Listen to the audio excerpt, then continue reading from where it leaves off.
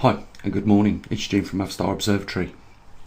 I want to talk just briefly about Ida, Hurricane Ida, and obviously we can see now that across 8 states in the United States, 67 people have died due to this storm that has caused severe flooding. And I see it as almost a personal failure, because I've just failed to get the word out to as many people as possible. For the last month or two now, I've identified one of the most serious consequences we face as a result of this Earth going through a magnetic reversal and our sun continuing, even though today there is 4 sunspots on the sun, but continuing in a down cycle. And obviously we all know that as the grand solar minimum. But £30 billion worth of damage has been caused in these states, and that's just in the United States. We are an international community at the end of the day. It doesn't matter where we come from or what background we have. We are all going to face the consequences of the coming events that are going to worsen from this point on out. And I just feel like I need to do more. And it's really frustrating when I see stories like this and so many people caught up, unprepared and vulnerable, losing everything they've got. We can all just think for a couple of minutes of what that must be like.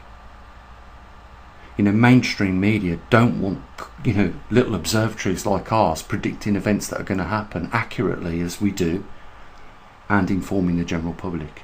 It is a failure on their behalf to allow the general public to know what is coming. And I can say this now, these things are predictable. There needs to be more awareness of the situation and the times that we find ourselves in. And I can't do any more than what I'm doing. I'm taking exams. I've got another practical test later on this month to try and throw some more funding into this observatory and try and expand the reach of the world's population. Is almost an endless task. And it's not that I'm easily giving up on things. It's just that I know that what we need to do is increase the funding that we get for this observatory in order to do that.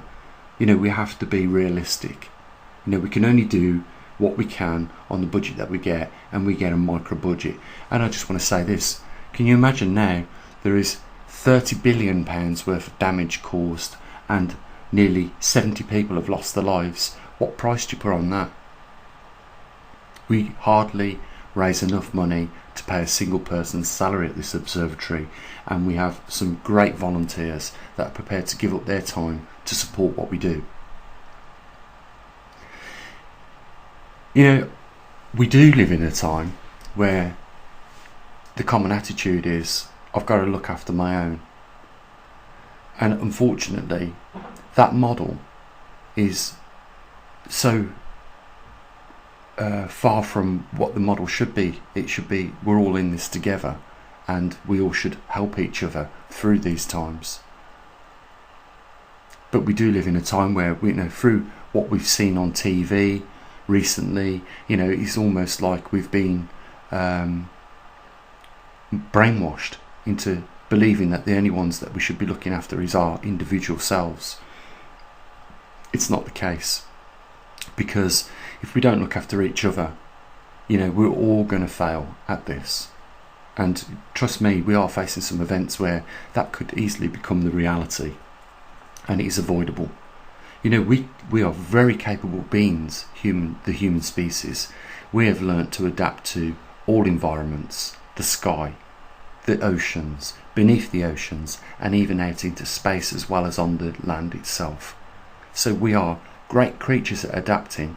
But we live in societies now, and we live in cities that form part of countries, and we live alongside other countries. And the only way forward, and I think you'll agree with me, is by supporting each other regardless of our differences and our backgrounds. We are all brothers and sisters on this planet. It doesn't matter where you come from, you are going to be feeling the effects of this next major magnetic pole reversal. So, you know, we really need to ask the question, you know, could we have done more to help these people? Could we have possibly saved lives, even though we are a micro observatory? I think we could have. You know, we do have a reach of 31, nearly 32,000 subscribers. We have nearly 15,000, you know, people come and visit the information that we put up on the website every week. And in total, you know, on YouTube, we do something like 140,000 views a month. You know, could we have done more? Absolutely. And, you know, the only way we can do that is by raising more money for this observatory and spreading the word to other groups of people, other YouTube channels, and getting them talking about the subject. You know, that's the way we can help people avoid being in such a miserable situation where their entire life's work and belongings has just been washed away in a flood. It's about educating people and making sure that they can do something themselves, as opposed to waiting for the government to help. We've saw what happened in, you know, Katrina, when the people were begging the government for assistance. You know, there were people throwing themselves off bridges in desperation because they couldn't handle the situation that they'd found themselves in. That's how bad it was. You know, we need to be putting ourselves in their shoes and just trying to think of how that must have felt at that time for them, and then, you know, really trying to avoid that situation for ourselves and our loved ones.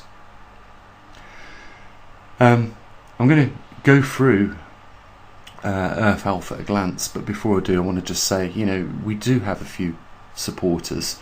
We really need to increase the numbers on that, and we need to increase the amount of funding we get if we want to make an impact on, you know, not just spreading the truth, but, you know, allowing people to know really and understand the risks that they are facing in these coming years.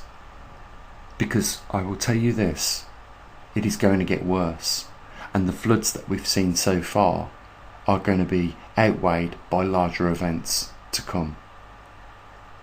You know, we can help, you know, many people, and, you know, that's only going to happen when we all start working together, and, like I say, putting our differences aside and, you know, spreading the word. We need more equipment out there in the field, definitely. I just can't believe it. £30 billion worth of damage has been caused, and, you know, if that we could have got just secured some of that, not even a billion. You know, we don't need billions, but if we'd have, you know, if we'd have managed to secure some serious funding for this observatory, we'd have had more equipment, and there'd have been better warning systems in place for people. We could have avoided a lot of the upheaval that people went through. You know, but the only way we can do that as, you know, members of the public is work together. It is the only way we can do it, because we ain't going to get funding off these corrupt governments. We are just not going to get that. Despite £30 billion worth of damage being caused, they will not even invest £100,000 in an observatory like ours, because we are seen as renegades. You know, we're telling people the truth that they don't want people to know about. So, you know, it has to come down to you guys, and I understand you're already taxed way too much. You know, if you had your decision, you'd be telling the governments to fund the observatory with your taxpayers' money. I know you would. We could do a lot more than, you know, and this is the frustrating thing. We've seen it only this year. You know, there was a monitoring station observing the activity of a volcano that erupted, but they failed to fund the monitoring station.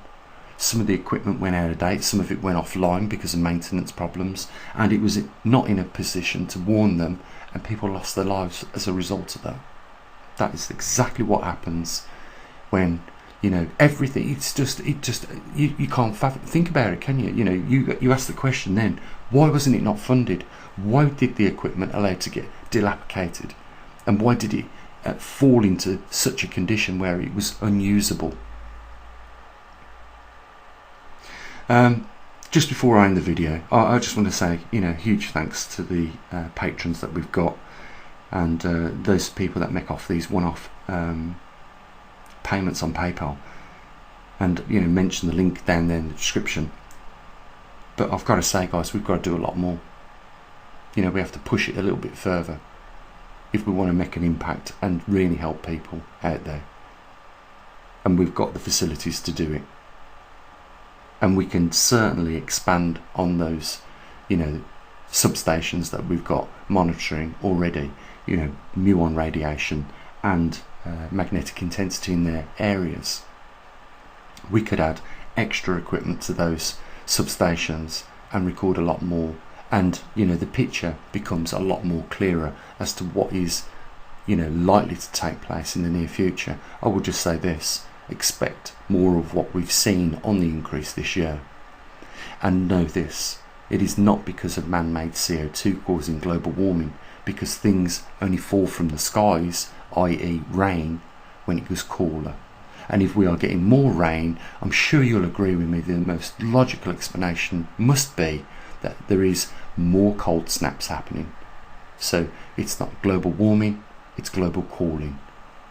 And that is evident.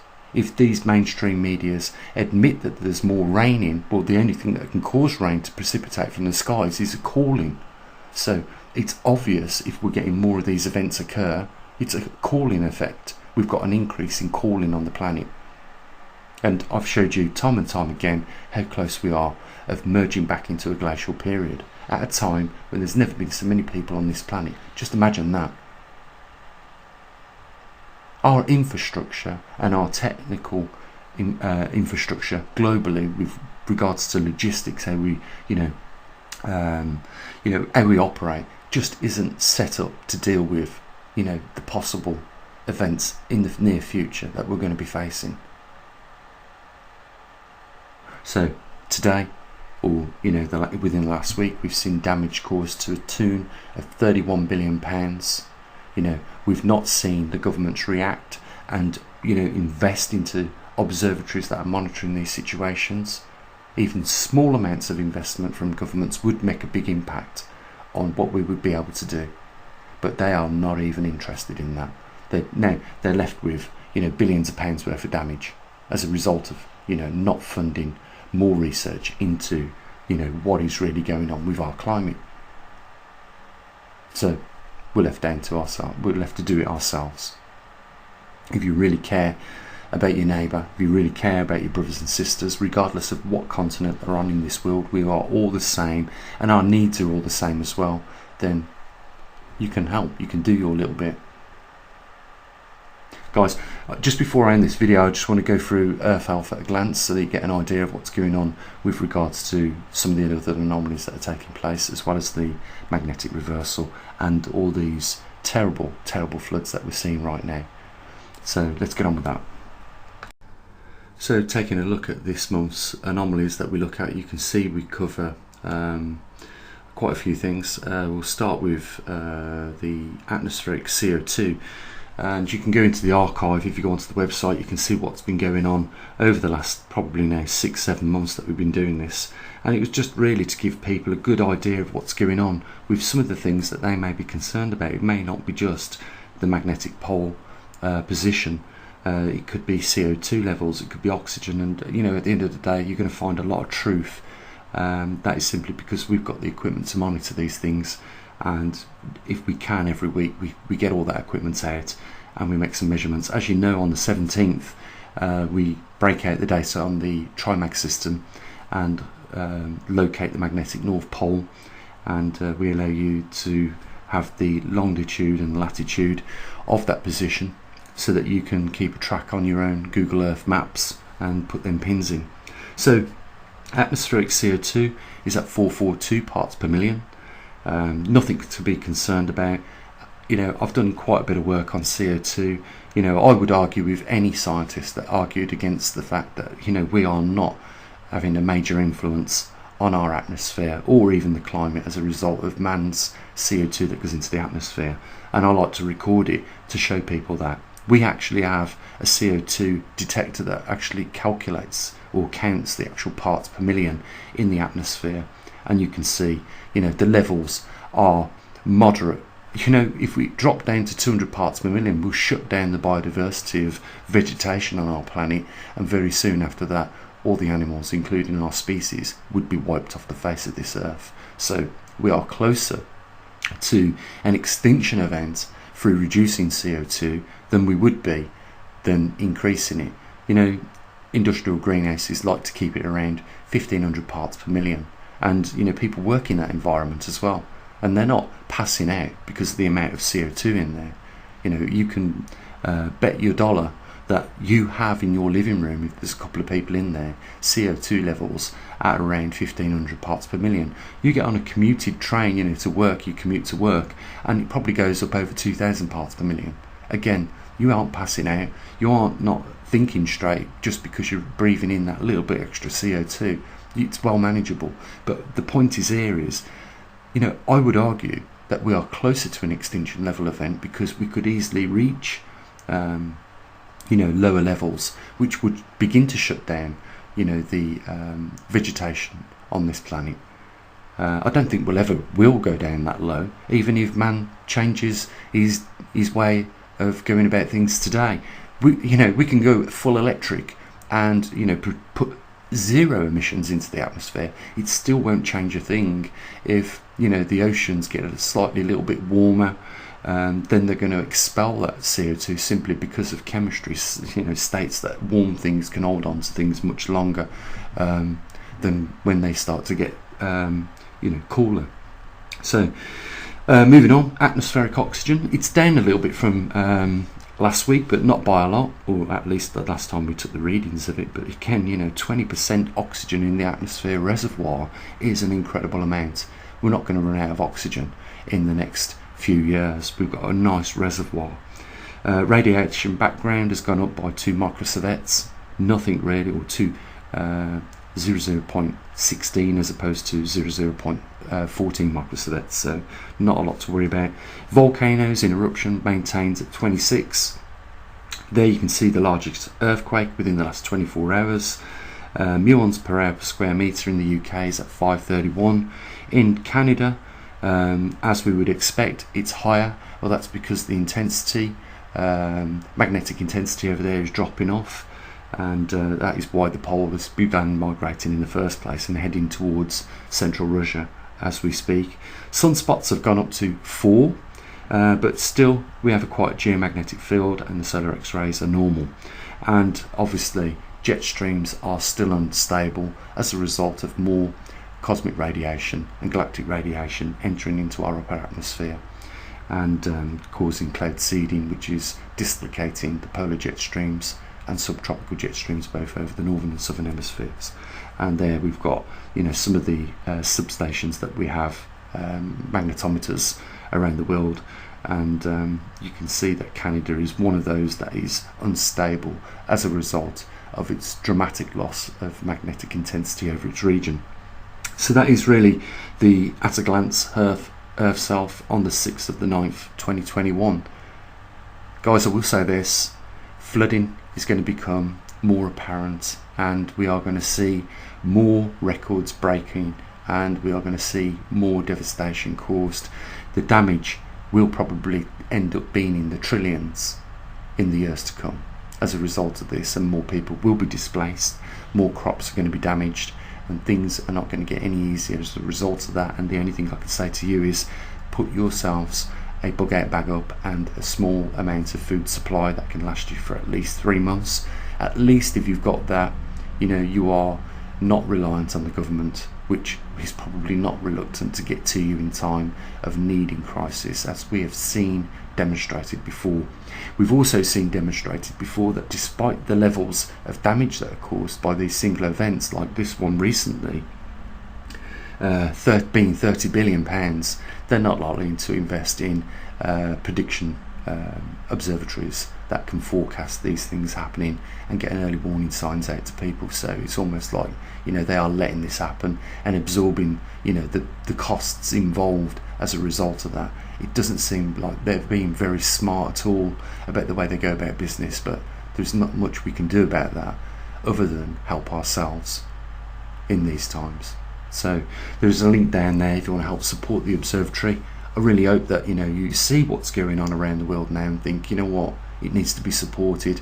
I'm not going to be selfish and just think of myself. There are also other people. I'm sure karma will come back on you in some way or form if you believe in that sort of thing like I do. You help somebody out, help comes your way when you need it. So links down there if you want to help support us. Only other thing to say is, guys, keep your eyes open and just watch the events increase in magnitude as we move on from this point. Take care of your loved ones. That's what we usually do. As always, bye for now.